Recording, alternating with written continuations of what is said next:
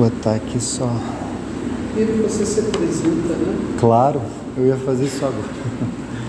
E eu te apresentei, né? Eu tinha ficado. Esqueci. Não, que normal. Mais uma vez, boa noite. O meu nome é Pedro Luiz de Afonseca, eu tenho 36 anos. Sou casado com a Aline. Nós temos quatro filhos. A Maria Inês, de 7 anos, o João Francisco, de 5, a Ana Cecília, de 2 e a Maria Isadora, que pode nascer a qualquer momento. Eu até olhei o WhatsApp aqui só para ver se a minha esposa tinha mandado alguma mensagem, mas não mandou, não.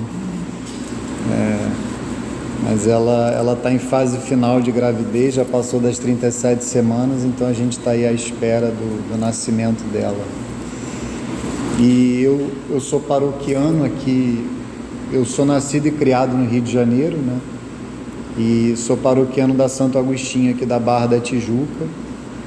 Eu nasci no Leblon, mas logo com poucos meses de idade vim morar na Barra e fui criado aqui na paróquia Santo Agostinho. E dou catequese para adultos ali há uns 12 anos, mais ou menos. Aí, para resumir muito, né, eu fiz a minha primeira comunhão já lá na paróquia e me afastei bastante da igreja na adolescência, mas tive a minha segunda conversão, né, considerando que o batismo é a primeira, com 22 anos, há 14 anos atrás.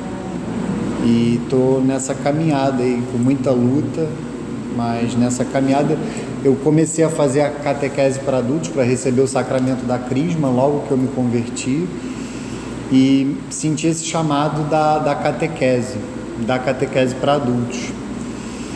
E tenho dado lá na paróquia Santo Agostinho desde então.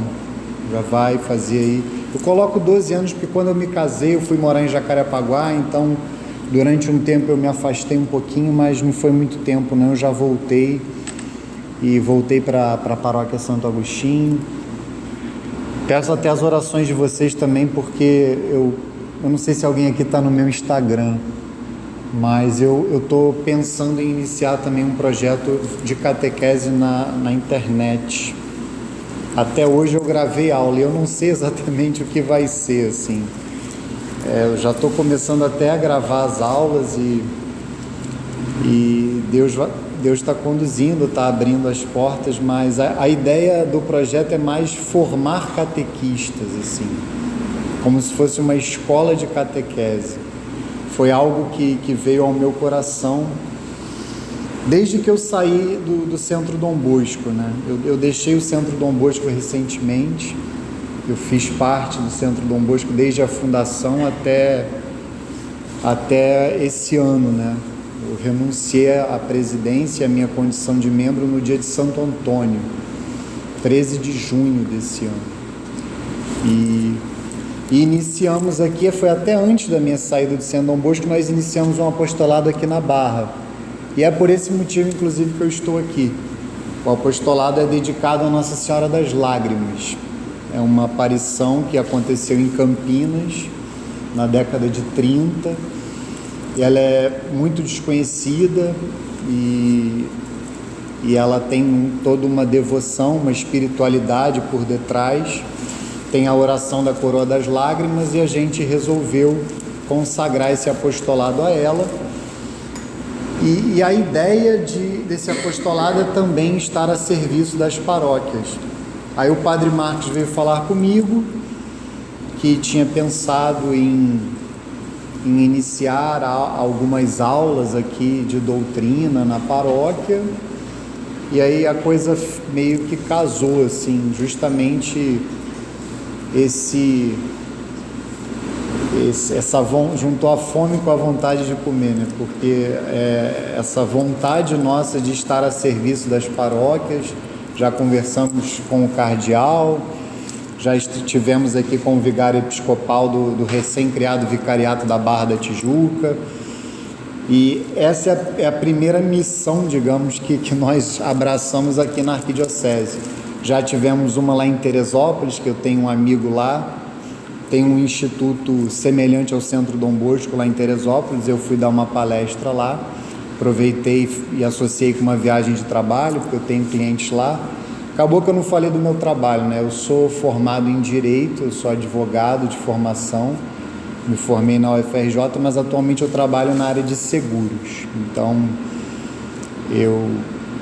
eu até também peço as orações de vocês. Eu estou com vários projetos, né? Porque provavelmente eu volto a exercer a advocacia na área de direito canônico. É até importante que vocês saibam, porque parece que tem gente aqui que é da pastoral familiar, né? Não sei. Tem, né? Provavelmente não, eu já iniciei um trabalho voltado para aquelas pessoas que estão na situação chamada de segunda união, né? Os divorciados recasados, né? Então, a minha ideia é iniciar um mestrado em Direito Canônico no ano que vem, para futuramente me tornar advogado canônico, mas desde já eu já vou começar a atuar. Eu descobri que eu posso atuar como procurador nos processos, então a ideia é ajudar essas pessoas a verificar se há alguma nulidade e entrar com o devido processo.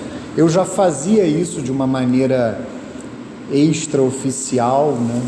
Desde a minha época de catequista, por conta dos casos que chegavam a mim e de outros que me traziam, eu comecei a ficar hábil, né, nessa tarefa de receber as pessoas, de acolher, de conversar, de levar ao tribunal canônico, e aí veio a ideia de começar a fazer isso de uma maneira mais profissional, para conseguir ajudar mais pessoas. Então, eu também estou com esse projeto.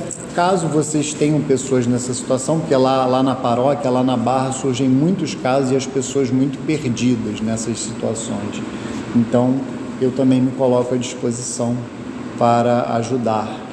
E a ideia aqui hoje é iniciar um projeto aqui na paróquia que a princípio será mensal, né? Claro que vocês é que vão definir, principalmente o Padre Marcos, mas o Padre Marcos me pediu hoje para mais dar um testemunho e veio ao meu coração de falar sobre um documento. Eu não sei se vocês o conhecem, é uma exortação apostólica do Papa João Paulo II, de São João Paulo II, que foi traduzida como a missão da família cristã no mundo de hoje, em latim, Familiaris Consortio. Só que a ideia, enquanto eu estava ali na missa, me ocorreu que eu deveria principalmente hoje mais introduzir do que me aprofundar tanto no documento. A ideia seria mais conversar com vocês sobre essa questão da missão de um fiel leigo católico no mundo de hoje, especialmente de um fiel leigo católico casado, né? Esposo, pai, né? Qual é a missão? E fiquem muito à vontade para me interromper a hora que vocês quiserem. Eu estou gravando, mas é uma gravação totalmente informal. Não precisa deixar para fazer pergunta ao final, não tem nenhum tipo de formalidade. Mas a ideia é que a gente possa meditar sobre essa questão da nossa missão enquanto fiéis leigos, que é algo que eu tenho tentado fazer lá no apostolado Nossa Senhora das Lágrimas. Essa exortação apostólica, eu não sei se vocês sabem a diferença, né, de uma encíclica, que é um documento mais solene, para uma exortação apostólica. A exortação apostólica ela é fruto de um sínodo, né? Sínodo dos bispos. E aí os bispos preparam um documento e pedem ao Papa para fazer um documento mais direcionado para a Igreja, e esse documento tem o nome de exortação apostólica. Então, na década de 80, houve um sínodo voltado para as famílias. E aí São João Paulo II escreve essa exortação apostólica para falar da situação da família no mundo atual.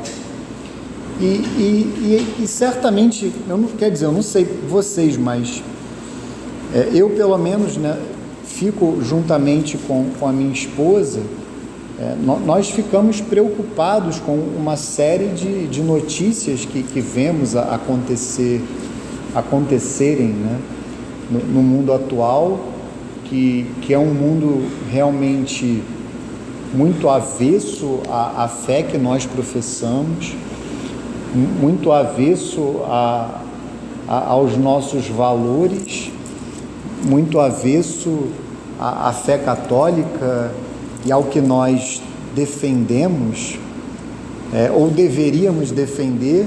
E é claro que isso traz uma série de preocupações com relação a nós mesmos e também aos nossos filhos, ao mundo que nos cerca, e como agir diante disso? Como agir? Há algo a ser feito enquanto fiéis leigos? Aqui eu me refiro mais a como fiéis católicos mesmo, não tanto como simplesmente. É claro que tem um grande valor, é uma virtude do fiel católico o patriotismo, e é claro que nós devemos avaliar a nossa atuação enquanto cidadãos brasileiros, mas ao lado disso e até acima disso, nós somos membros da igreja, e até isso deve estar ordenado a isto.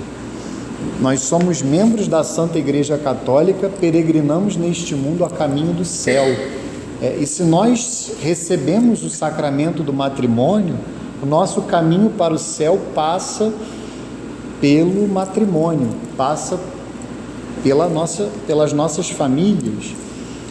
E se nós observamos o mundo como ele está e notamos que o ambiente é adverso, me parece que algo deve ser feito. Nós devemos, em primeiríssimo lugar, buscar efetivamente, penso eu, a santidade dentro do que for possível, porque a santidade ela não é algo abstrato, não é algo que está muito longe de nós, é algo sim possível, e o nosso caminho para a santidade passa pelas nossas famílias, passa pelos nossos matrimônios, e a vida matrimonial, até um santo que falava isso, que vai ser celebrado agora em setembro, que é São Pio de Pietrelcina, a vida matrimonial ela é um bálsamo de oportunidades para nós buscarmos a santidade, porque são muitos os contratempos, são muitas as dificuldades, e nós temos ali grandes oportunidades de santificação, de obstáculos a vencer, de unir de fato a nossa caminhada a nosso Senhor Jesus Cristo. Então, o que eu gostaria de meditar aqui com vocês nesse primeiro encontro, né, nessa primeira reflexão, qual é o nosso papel, a partir um pouco do meu testemunho, e certamente até do meu contra-testemunho, porque eu tenho que melhorar muito em tudo o que eu faço. Qual é o nosso papel enquanto família católica, nesse mundo que nos cerca? E eu queria, claro, já que eu vou dar o meu pobre testemunho, eu queria socorrer o meu pobre testemunho com o principal testemunho de família que nós temos, que é o da Sagrada Família. A passagem que me veio ao coração para iluminar esse nosso primeiro encontro, que de alguma maneira parece que são duas passagens na realidade, mas a primeira delas me parece muito adequada para os tempos atuais, é aquela passagem da Sagrada Família na fuga para o Egito, porque me parece uma boa imagem para a família católica no mundo de hoje, que está repleto de figuras como Herodes, que estão a tentar destruir a vida, destruir a família. E qual foi o caminho que a Sagrada Família seguiu para driblar o Herodes daquela época, e que deve ser também o nosso no caso aqui São José, evidentemente Nossa Senhora e Nosso Senhor Jesus Cristo, seguem o caminho da obediência, né? A obediência à palavra. Vejam, aqui São José, muito atento à vontade de Deus, muito atento ao que Deus lhe pedia naquele momento e obediente ao que Deus direcionava em todos os instantes, em todos os momentos.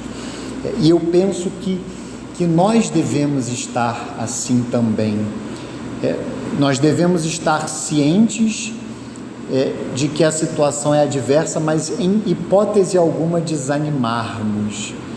Muito pelo contrário, nós devemos estar cientes, atentos à palavra de Deus, em oração vigilantes e obedientes. E essa atenção à palavra de Deus, ela acontece de duas formas. Ela acontece na oração, porque é claro que na oração Deus fala ao nosso coração e nos indica o caminho, mas também no estudo. No estudo, aqui eu me refiro à catequese mesmo, ao estudo da doutrina da igreja. A doutrina da igreja não somente a respeito do matrimônio, a respeito da família, mas a doutrina da igreja de uma maneira geral. Se nós estivermos atentos à palavra de Deus, atentos ao que a igreja nos ensina, nós poderemos, como São José, chefe da Sagrada Família, e Nossa Senhora também com ele, nós poderemos construir uma família sólida. E não somente isso, nós poderemos nos unir a outras famílias, e aí é o desafio que talvez eu gostaria de colocar, não somente cuidarmos da nossa família, o que já é um grande mérito, mas olharmos sob uma ótica um pouco mais ampla e enxergarmos a necessidade de nos unirmos a outras famílias para nos tornarmos mais fortes para o apostolado que deve ser feito nesse momento. Porque eu posso dizer para vocês, mesmo nestes tempos adversos, eu noto que há muitas pessoas sedentas da verdade, muitas pessoas sedentas da verdade do Evangelho, da verdade da doutrina da igreja. E é justamente quando os maus se levantam, quando os maus perdem a vergonha, que muitas pessoas começam a procurar o bem. As pessoas ficam mais sensíveis à verdade, e esse é o momento de nós acolhermos essas pessoas. E por isso é tão importante que as famílias estejam fortes, não apenas interiormente fortes, o que é fundamental e é a base, mas também unidas, unidas umas com as outras para fazer apostolado. Aí nesse sentido, para que elas possam cuidar umas das outras nesse grupo de famílias, porque a sociedade nada mais é do que uma série de famílias que se reúnem. Isso vale para um bairro, isso vale para uma cidade, para um estado, isso vale para uma nação. Mas é também reunir-se para fazer apostolado, reunir-se para difundir a palavra de Deus das mais diversas formas. Então vamos só ler a palavra, essa primeira passagem, depois eu tenho uma outra que também me veio ao coração, mas só para que ela possa iluminar, e pensem aqui nessas circunstâncias que nós vivemos. Pensem, por exemplo, na DPF 442, que tramita no Supremo Tribunal Federal, e eu estava lá no fundo da igreja e me encontrei lá com a Elba Ramalho, estávamos juntos lá na sexta-feira.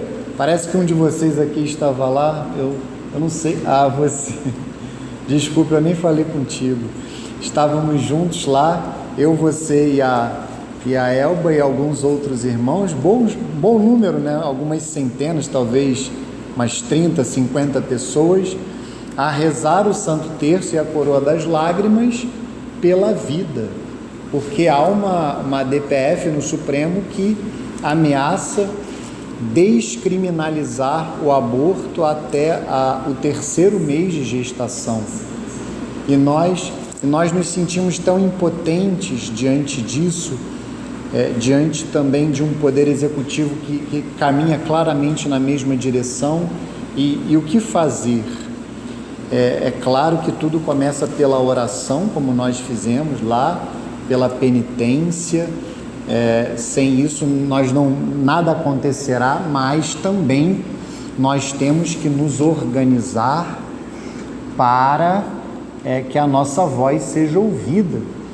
O clero também é importantíssimo que o clero se posicione, especialmente a Conferência Nacional dos Bispos do Brasil, que nesse ponto representa de alguma maneira os bispos brasileiros, e é fundamental que eles também se manifestem, mas nós, fiéis leigos, devemos nos manifestar das mais diversas maneiras.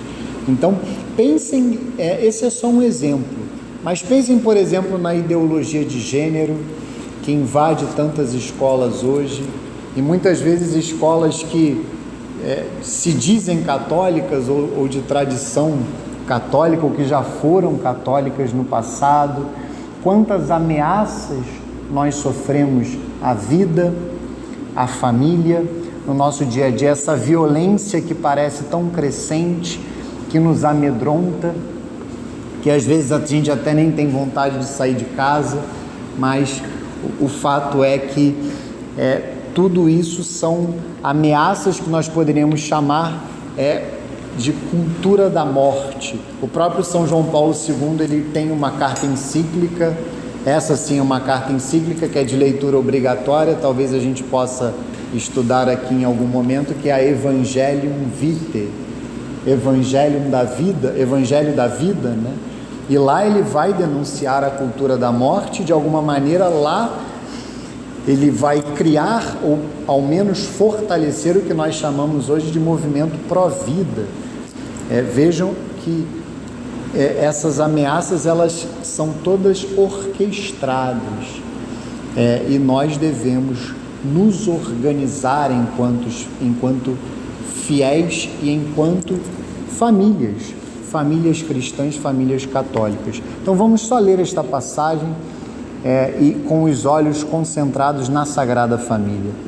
Depois de sua partida, um anjo do Senhor apareceu em sonhos a José e disse: levanta-te, toma o menino e sua mãe e foge para o Egito. Fica lá até que eu te avise, porque Herodes vai procurar o menino para o matar. José levantou-se durante a noite, tomou o menino e sua mãe e partiu para o Egito. Ali permaneceu até a morte de Herodes, para que se cumprisse o que o Senhor dissera pelo profeta: eu chamei do Egito meu filho. Com a morte de Herodes, o anjo do Senhor apareceu em sonhos a José no Egito e disse: levanta-te, toma o menino e sua mãe e retorna à terra de Israel, porque morreram os que atentavam contra a vida do menino. José levantou-se, tomou o menino e sua mãe e foi para a terra de Israel. Ao ouvir, porém, que Arquelau reinava na Judéia em lugar de seu pai Herodes, não ousou ir para lá. Avisado divinamente em sonhos, retirou-se para a província da Galiléia e veio habitar na cidade de Nazaré, para que se cumprisse o que foi dito pelos profetas: será chamado Nazareno. Então, como eu falava, essa atitude de intimidade com Deus, essa atitude de vigilância, de escuta, que permite que nós, enquanto chefes de família, cumpramos a vontade de Deus e, de alguma forma, combatamos aqueles que atentam contra as nossas vidas e as vidas das nossas famílias. E eu gostaria de associar essa introdução com o que o catecismo diz a respeito da nossa vocação de fiéis leigos. E é claro que aqui essa passagem dirá de uma forma geral, a nossa vocação de uma maneira geral. Obrigado. A vocação de fiéis leigos de uma forma geral, mas é evidente que isso aqui diz respeito também a nós enquanto famílias cristãs. E é uma citação que está lá na Lumen Gentium, no parágrafo 31, mas o catecismo traz no seu parágrafo 898. Depois, se vocês quiserem ler, esses trechos aqui eu tenho lido na maioria das minhas aulas recentes, das minhas palestras, porque eu penso que nós, fiéis leigos, devemos não somente ler estes 3 parágrafos do catecismo, na realidade 4. O 897 ele vai definir quem nós somos, e do 898 em diante ele vai dizer qual é a nossa vocação enquanto fiéis leigos, qual é o nosso chamado, o que Deus e a Santa Igreja espera de nós. Então vamos definir, primeiro, na realidade a Igreja definirá. Por leigos entendem-se aqui todos os cristãos, exceto os membros das sagradas ordens ou do estado religioso reconhecido na Igreja, isto é, aí vem a definição: os fiéis que, depois de serem incorporados a Cristo pelo batismo, constituídos povo de Deus e em sua medida feitos participantes da função sacerdotal, profética e régia de Cristo, exercem por sua parte na Igreja e no mundo a missão de todo o povo cristão. Então, depois o catecismo não vai dar tempo hoje para a gente entrar em todos esses detalhes. Ele vai explicar em que medida nós, fiéis, participamos da função sacerdotal, profética e régia de Nosso Senhor, mas em linhas gerais, o sacerdote é aquele que oferece sacrifícios, tradicionalmente, e nós participamos desta função de uma maneira como aquilo que eu falava no início da palestra, através da nossa luta diária, das nossas pequenas batalhas, médias e grandes. Nós unimos cada uma dessas lutas ao sacrifício de Cristo na cruz. Nós nos unimos à cruz de nosso Senhor Jesus Cristo. Eu, por exemplo, pego muito trânsito no dia a dia, Eu moro na Barra e trabalho em Niterói. Então, eu posso unir este trânsito que eu pego à cruz de nosso Senhor, os pequenos dissabores, a vida familiar, o desafio da educação dos filhos, eventualmente uma crise financeira, uma situação de doença. Tudo isso é ocasião para que nós sejamos sacerdotes, ofereçamos sacrifícios. Nós somos chamados a unir os nossos sacrifícios ao sacrifício de Cristo na cruz. Nós não deveríamos, infelizmente nós fazemos, eu falo por mim mesmo, nós não deveríamos desperdiçar nada. Tudo aquilo que nós vivemos, nós deveríamos unir à cruz de nosso Senhor. E certamente a nossa vida teria muito mais sabor, a nossa vida teria muito mais amor, se nós conseguíssemos a cada instante, a cada momento, nos lembrarmos de nosso Senhor. E a função profética é a função de pregar. O profeta é aquele que fala em nome de Deus. É claro que essa é uma missão na igreja que é principalmente do clero, mas que nós, como delegados do clero, mesmo no ambiente eclesial, como eu lá na minha paróquia, que sou um delegado do pároco para dar catequese para os adultos, nós podemos exercer, mas principalmente na sociedade. O clero confia a nós essa tarefa de levarmos o Evangelho pela sociedade. O clero nos instrui, o clero nos ensina, nos forma para que nós levemos a boa nova do Evangelho onde nós estivermos. Em primeiríssimo lugar, nas nossas famílias. E esse é o principal apostolado que nós somos chamados a fazer. Nenhum outro pode estar acima desse. É o apostolado que nós somos chamados a fazer dentro de casa. Não adianta eu vir aqui dar uma palestra para vocês ou em outros lugares, se eu, em primeiro lugar, não estiver com o meu apostolado em dia com a minha esposa e os meus filhos. É fundamental que os nossos deveres de Estado estejam muito bem ordenados. É fundamental que tudo aquilo que nós somos chamados a fazer, nós busquemos fazer com a maior perfeição possível e em todos os ambientes, dentro do que for possível, nós sejamos profetas. Às vezes vai ser só, ou muitas vezes com o nosso exemplo, com o nosso testemunho de fé em silêncio, mas nós daremos um testemunho da fé católica que nós professamos.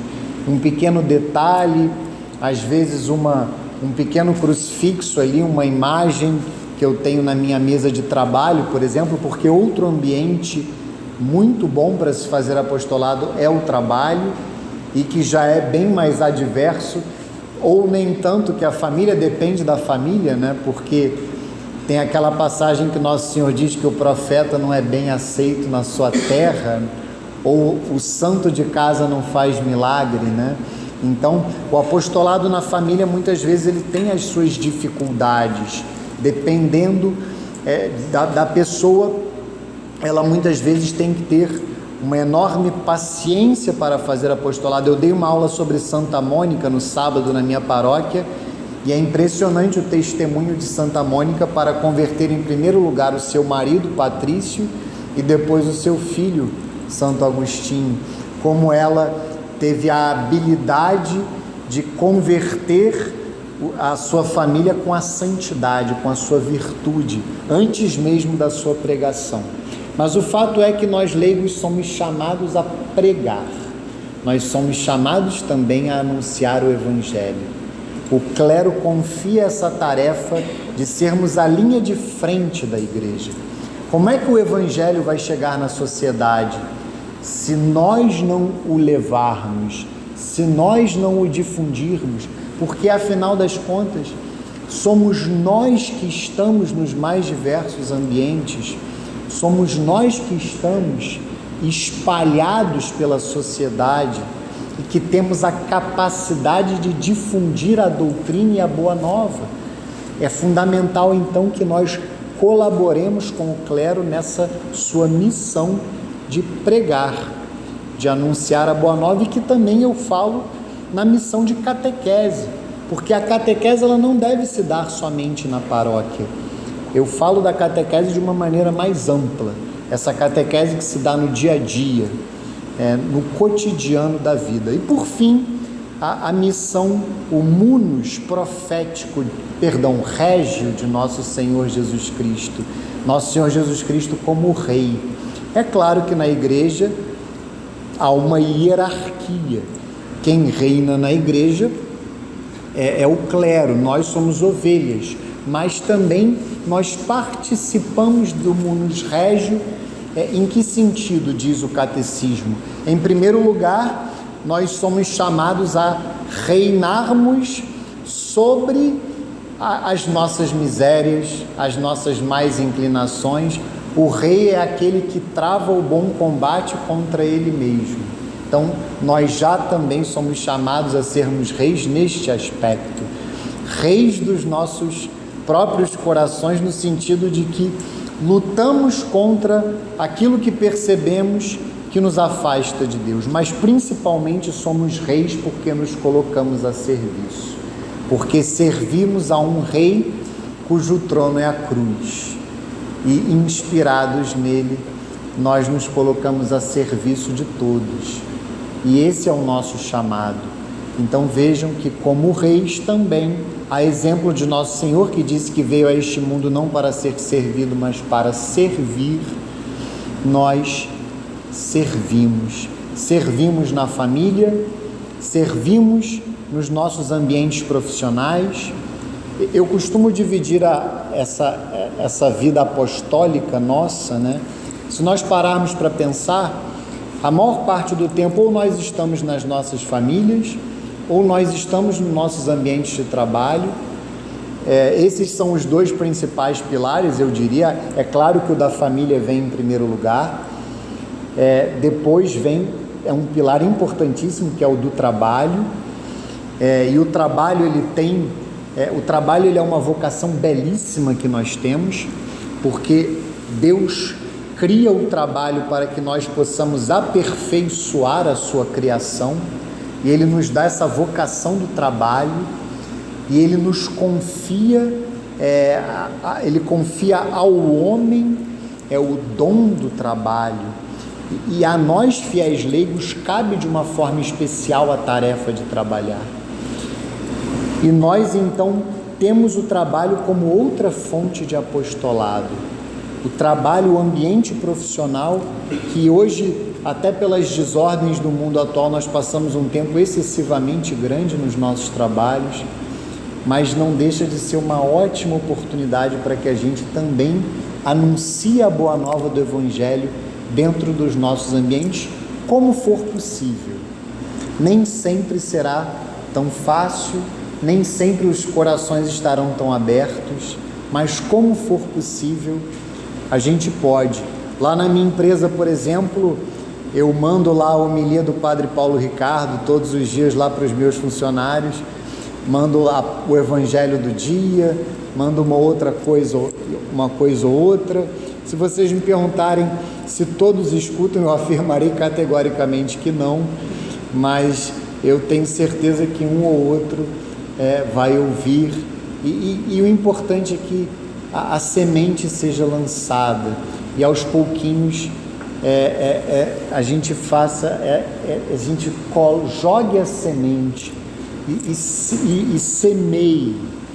O importante é isso. E o terceiro pilar é a vida social como um todo. Tudo que não se enquadra na família e no trabalho, a gente pode colocar nesse terceiro pilar, que é a sociedade, as nossas relações sociais, as nossas amizades, tudo o mais que nós vivemos. O importante é que a gente esteja, penso eu, a cada momento com a atitude de apóstolo.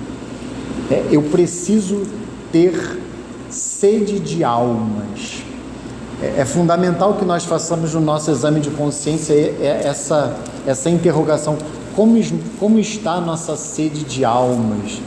Se eu passo por uma pessoa qualquer, pensem nas pessoas que vocês encontraram hoje na vida de vocês, se vocês se interrogaram como está a relação dessa pessoa com Deus, se essa pessoa conhece a verdade sobre Deus e, consequentemente, a verdade sobre ela mesma, a verdade sobre o mundo que a cerca, se essa pessoa conhece a fé católica, se essa pessoa foi à missa ontem, foi à missa aos domingos. Eu cortei o cabelo na última sexta-feira e eu estou lutando para o meu barbeiro lá ir à missa aos domingos, mas ele está duro na queda, porque ele mora numa comunidade ali entre a Barra e o Recreio, que tem um ótimo padre lá, o padre Mateus de Aquino, a paróquia São José, e ele falou: não, eu passei lá em frente à igreja, mas estava começando a missa, mas eu não entrei. E eventualmente ele até trabalha no domingo, né? E eu tenho tentado, e eu também mando para ele todo dia lá a homilia do Padre Paulo, que eu mando para muita gente assim, só que eu não mando em lista de transmissão não, eu vou mandando para pessoas específicas, para meus grupos de catequese. Mas então, esse é só um exemplo de uma pessoa assim que faz parte da minha vida. Eu me encontro com ele uma vez por mês, ele corta o meu cabelo. Você não vai ter essa oportunidade. Nem as mulheres, né? Porque o ambiente das mulheres no cabeleireiro é muito barulhento, né? Não sei se vocês vão conseguir fazer apostolado, mas nós homens temos um ambiente mais calmo no barbeiro. Eu me encontro com aquele homem todo mês. Não é possível que eu não me interrogue qual é a relação daquele homem com Deus. Não é possível que eu não me incomode quando ele me diz que não foi à missa ao domingo, que ele não fez o principal que ele deveria fazer. E eu ainda tenho convidado ele para fazer catequese, porque ele corta cabelo justamente lá no condomínio onde fica a minha paróquia, mas não consegui. Mas o fato é que nós devemos, aos pouquinhos, fazer apostolado. com os nossos amigos. Não é, é muito comum, e eu vivi isso também, eu me converti com 22 anos, os amigos percebem as pequenas ou grandes mudanças que nós temos, e a gente começa a sofrer aquilo que o Papa Bento XVI chamava, eu até não sofri muito não, foi leve comigo, o martírio da ridicularização, que a gente começa a ouvir determinadas piadas, e os amigos não entendem muito bem, porque a gente começa a frequentar mais e a fazer determinadas atividades, mas certamente aquilo gera um incômodo no coração deles, e eles num momento vão querer entender melhor. Então, um convite para um café, um convite para uma conversa a dois, pode ser uma ocasião para despertar naquele amigo algo que ele ainda não entendeu, que ele ainda não percebeu. E o que diz o catecismo a respeito dessa nossa vocação, que eu acho é uma das minhas passagens prediletas atualmente do catecismo, que eu tenho utilizado em muitas palestras por aí, porque eu penso que nós, fiéis leigos, devemos refletir sobre estas palavras que estão lá na Constituição Dogmática sobre a Igreja, Lumen Gentium. É específico dos leigos, por sua própria vocação, procurar o reino de Deus exercendo funções temporais e as ordenando segundo Deus. A eles, portanto, cabe de maneira especial iluminar e ordenar de tal modo todas as coisas temporais, às quais estão intimamente unidos, que elas continuamente se façam segundo Cristo, cresçam e contribuam para o louvor do Criador e do Redentor. Então vejam que a nossa vida, essa vida que nós temos, essa vida ordinária, essa vida normal que nós temos com as funções temporais, essa vida não precisa mudar, digamos assim. É claro que tudo tem que mudar, mas aquilo que nós fazemos não vai mudar. O que vai mudar é o como nós vamos fazer e com que finalidade, com que espírito nós vamos fazer. Então, a minha atitude na minha casa, diante das tarefas domésticas, diante do que os meus filhos me demandam, eu lá com uma esposa já envolvida com uma série de tarefas, com 3 crianças, numa fase final de uma 4ª gravidez, não é possível que eu não tenha a sensibilidade de enxergar ali a necessidade de servir a Cristo nela em primeiríssimo lugar, e servir a Cristo nos meus filhos, e então o abraçar cada tarefa doméstica, o abraçar cada momento com os meus filhos, deve ser uma ocasião direta de serviço a Deus. E isso é obra do sacramento do matrimônio, né? São João Paulo II ele vai falar isto aqui, e o catecismo também diz, o detalhe do sacramento do matrimônio é isso, porque o matrimônio ele já é uma realidade sagrada desde o Gênesis, desde a criação. Por natureza, o matrimônio ele já é sagrado, ele já está ordenado ao bem dos esposos, à geração e educação dos filhos. Mas o que nosso Senhor faz na cruz, quando ele dá a sua vida por nós, naquele momento em que o soldado perfura o seu coração e do lado aberto nasce a igreja, dizem os padres da igreja, como Eva nasceu do lado aberto de Adão na cruz, nasce a esposa de Cristo, que é a igreja, também do seu lado aberto.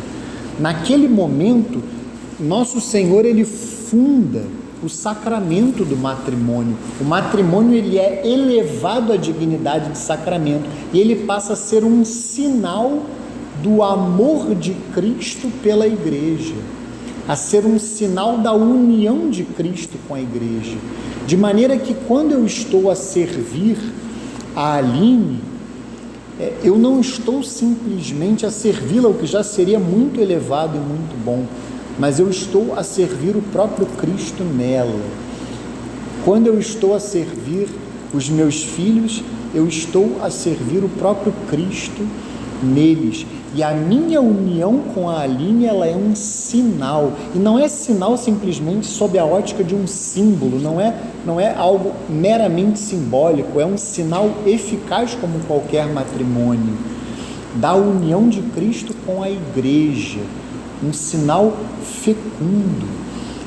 A família, ela tem algo, nós poderíamos dizer, que o homem ele foi criado à imagem e semelhança de Deus, o homem individualmente considerado, mas a própria família ela é imagem e semelhança de Deus. Se nós contemplarmos a trindade de amor, Pai, Filho e Espírito Santo, o Pai que ama o Filho, o Filho que é amado pelo Pai e ama o Pai de volta, e esse amor entre o Pai e o Filho, que é o Espírito Santo, claro, aqui sob uma ótica simbólica, metafórica, é uma imagem, a família é uma imagem belíssima. Nós poderíamos compará-la com a própria Santíssima Trindade, na qual o Pai, o esposo é figura de Deus Pai, a esposa é figura de nosso Senhor Jesus Cristo, e os filhos são figuras do Espírito Santo, porque são frutos do amor dos esposos. São frutos do amor dos esposos.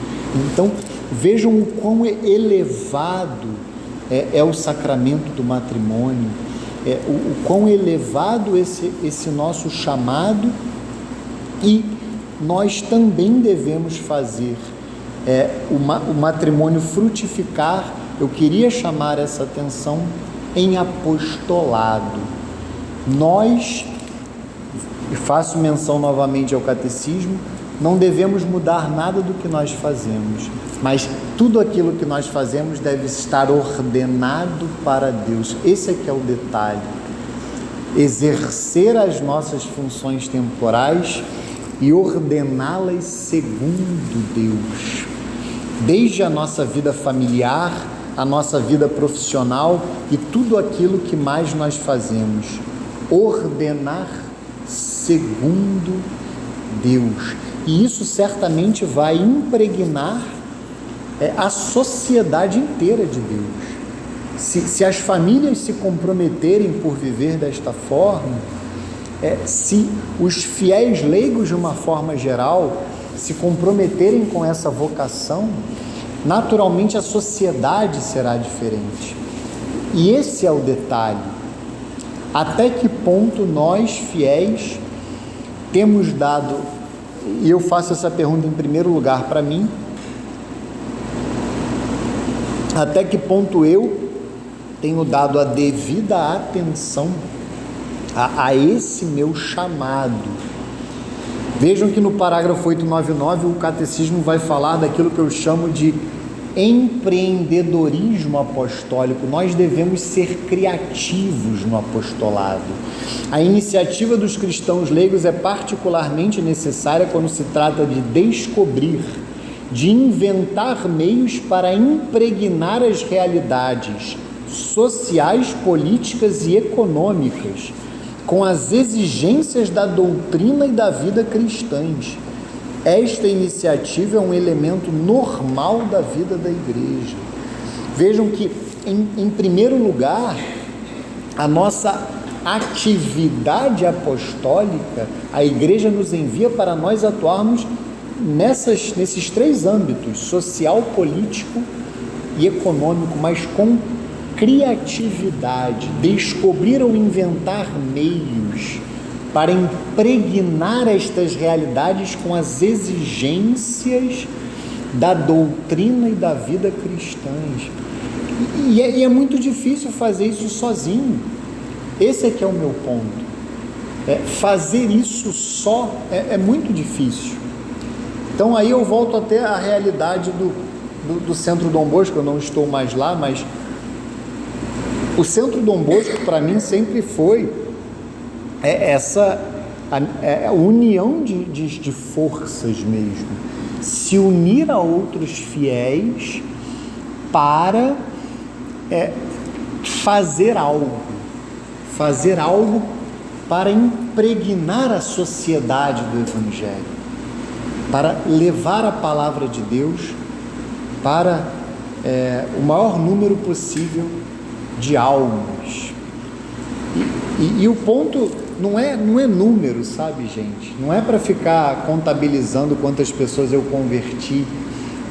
A luta é pessoa a pessoa, é alma a alma. Nós temos que travar uma relação, estabelecer uma relação pessoal com cada pessoa e conhecermos cada pessoa. E a partir desse conhecimento, nós faremos um apostolado pessoal. Essa minha plataforma de catequese, eu iniciei um curso nela sobre uma obra de Santo Agostinho, que o título às vezes ofende um pouco, mas que é uma obra maravilhosa, que é o De Catequizandis Rudibus, né? Como catequizar os rudes, né? Que o título, ele no primeiro momento ele ofende, mas rude significa aquelas pessoas que carecem dos rudimentos da fé, as pessoas que não conhecem a doutrina da igreja, que hoje na sociedade são a imensa maioria, sem dúvida nenhuma. E eu dei as 2 primeiras aulas hoje, eu gravei hoje as 2 primeiras aulas na parte da manhã, antes de ir para o trabalho, e é impressionante a sensibilidade de Santo Agostinho para falar de cada detalhe. E ao longo desses meus 12 anos na catequese, meus filhos estudam no Porto Real, ali na Barra. É uma escola ligada a pessoas da Opus Dei. Eu não sou da Opus Dei não, mas a minha irmã, o meu cunhado são, a minha família praticamente toda frequenta, até minha esposa. Eu eventualmente frequento, mas eu não faço parte não. Mas eu estou muito satisfeito lá com a escola, e lá eles têm um conceito pedagógico que eu acho muito interessante, de educação personalizada.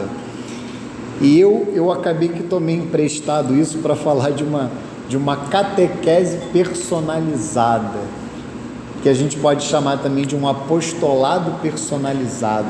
É claro que eu posso chegar ali naquela praça ali, fazer uma pregação diante de uma multidão, e isso vai ser maravilhoso.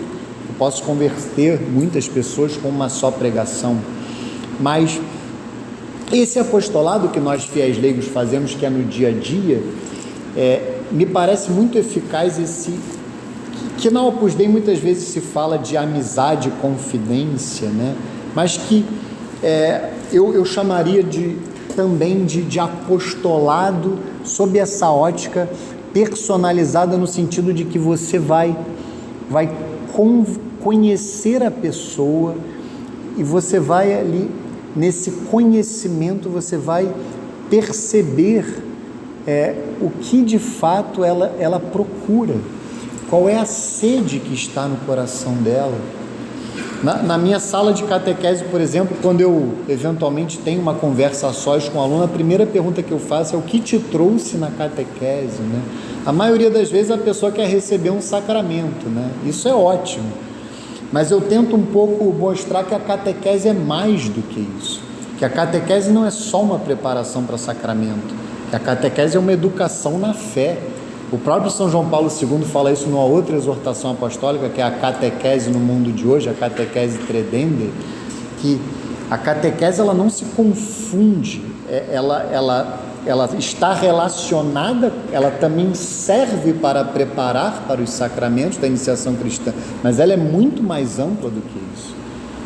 Mesmo que uma pessoa seja, por exemplo, eu sou muito defensor disso, mesmo que a pessoa seja crismada aos 15 anos, e ela recebeu aquela catequese ali enquanto adolescente, eu sou entusiasta de que ela faça a catequese como adulta, porque ela não recebeu a doutrina no auge da sua capacidade intelectual, no auge dos seus desafios. A catequese de um adolescente não é igual à catequese de um adulto, a não ser que ela seja, claro, autodidata. Ela pode ir lá se inscrever no site do Padre Paulo, é uma outra questão, mas o ideal para mim é sempre numa paróquia, que você vai ter ali uma comunidade, você vai fazer amigos, mas a catequese é fundamental. E o que eu procuro fazer com esses alunos é mostrar para eles essa amplitude maior da catequese e conhecer a vida daquela pessoa, a família daquela pessoa, como é que ela está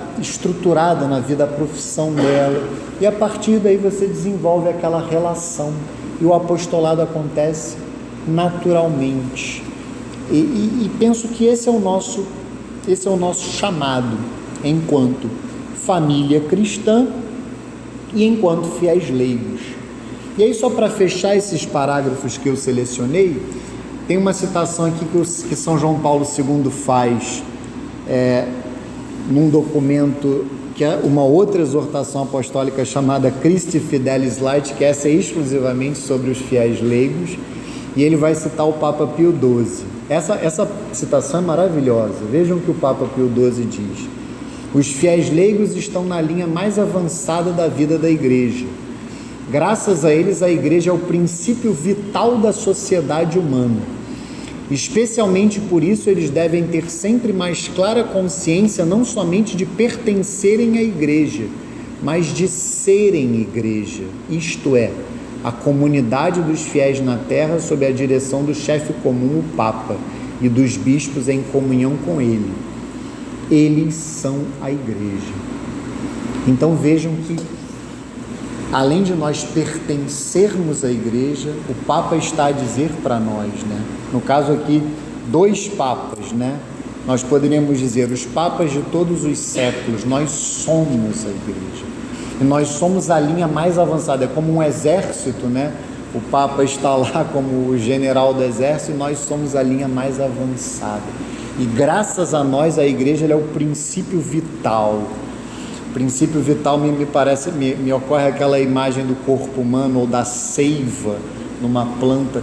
Nós é que devemos impregnar, devemos ser sal, também nós, sal na terra, luz no mundo, e impregnar, instruídos, governados, dirigidos pelo clero. Não se trata de um protagonismo leigo, não se trata disso, mas com a doutrina da Igreja, bem catequizados, bem formados, nós temos que impregnar os ambientes com o Evangelho, com a boa nova do Evangelho, de uma maneira leve. Eu achei tão interessante hoje que a aula que eu dei do Santo Agostinho, ele elogiou lá esse livro. Ele se origina de uma carta que um diácono escreve para ele. O nome do diácono é muito bonito, é Deo Gratias, né, que é graças a Deus em latim. Aí o diácono escreve para ele pedindo ajuda, ele vai lá e escreve um livro. Ao invés de escrever uma carta, ele escreve um livro. Mas ele elogia o diácono, que o diácono, além de ser muito conhecedor da doutrina, eu achei muito bonito isso. Ele fala que o diácono tinha leveza na pregação, ou seja, pregava de forma leve. E Santo Agostinho entendia nisso uma qualidade. Então, o nosso apostolado ele deve ser leve também nesse aspecto. Não se trata de dar lição de moral, não se trata de ser um peso, não é isso. As pessoas têm uma visão muito errada, às vezes, da doutrina. A doutrina, ela liberta as pessoas. As pessoas estão à espera da doutrina. Aquela frase que, infelizmente, acabou ficando um pouco politizada, mas ela é verdadeira: conhecereis a verdade e a verdade vos libertará. Essa frase, ela é muito verdadeira, não somente a respeito da palavra, estamos no mês da Escritura, da Bíblia, mas também da doutrina da Igreja. É impressionante como a doutrina liberta as pessoas, como o conhecer a doutrina, o ser bem instruído na doutrina da Igreja, e as pessoas estão à espera disso. As pessoas estão à espera de uma base sólida na vida e de edificarem as suas famílias e as suas vidas numa base sólida. E aí o catecismo vai encerrar justamente com o chamado que eu queria fazer a vocês,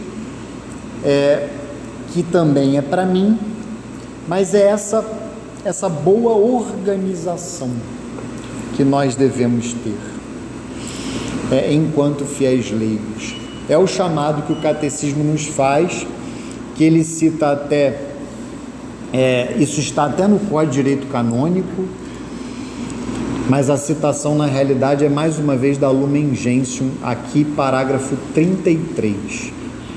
Os leigos, como todos os fiéis, em virtude do batismo e da confirmação, vejam que o catecismo fala do batismo e da crisma, são encarregados por Deus do apostolado. Portanto, eles têm a obrigação e gozam do direito, vejam que ao mesmo tempo é um direito nosso e um dever. Aí é que vem a questão, individualmente ou agrupados em associações. Isso é muito interessante, porque nós podemos fazer apostolado e devemos individualmente, mas unidos, e essa união faz toda a diferença. Essa união ela faz toda a diferença no sentido de unir esforços, de trabalhar para que a mensagem divina da salvação seja conhecida e recebida por todos os homens e por toda a terra. Vejam que é um belo de um desafio, por todos os homens e por toda a terra. Essa que é a questão. A gente tem que se inquietar com o fato de que em 2023 haja pessoas que não conheçam nosso Senhor. Isso é algo que deve... Às vezes eu leio a vida de santos muito missionários, como São Francisco Xavier, por exemplo. Quando São Francisco Xavier tomou a decisão de sair da Europa e ir para a Ásia, era muito belo ver o que estava no coração daquele homem com relação àqueles que não conheciam o Evangelho. E isso deve estar no nosso coração também. Essa boa inquietação. Como é que existem pessoas em 2023 com a internet? Antigamente, naquela época, não tinha internet.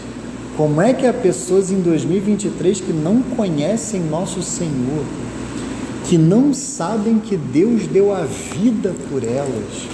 Isso é algo que deve nos chocar. Isso é algo que deve nos inquietar. E nós sabemos disso. Nós sabemos que Deus se fez homem. Nós sabemos que a segunda pessoa da Santíssima Trindade, o Filho, se fez homem para nos salvar, para sofrer, dar a sua vida por nós e ressuscitar ao terceiro dia, que ele fundou uma igreja e que ele deseja reunir todas as pessoas nessa igreja. Como é que a gente não vai anunciar isso? Eu quero anunciar para as pessoas que eu sou botafoguense, que eu sou líder do Brasileiro, igual o Padre Marcos, que é uma coisinha assim, uma noticiazinha pequenininha assim.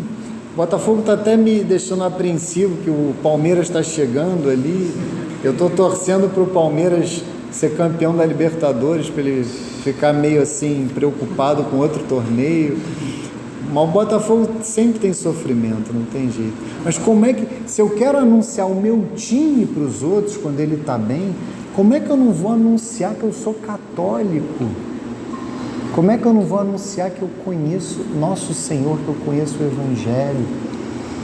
E é esse ânimo que a gente tem que ter para anunciar desde a nossa família, que é o primeiro dever, como eu falava, anunciar para o nosso cônjuge, anunciar para os nossos filhos, criar os nossos filhos em torno de um ambiente católico, criar os nossos filhos com essa verdade bem arraigada, mas também em todos os ambientes em que nós estivermos.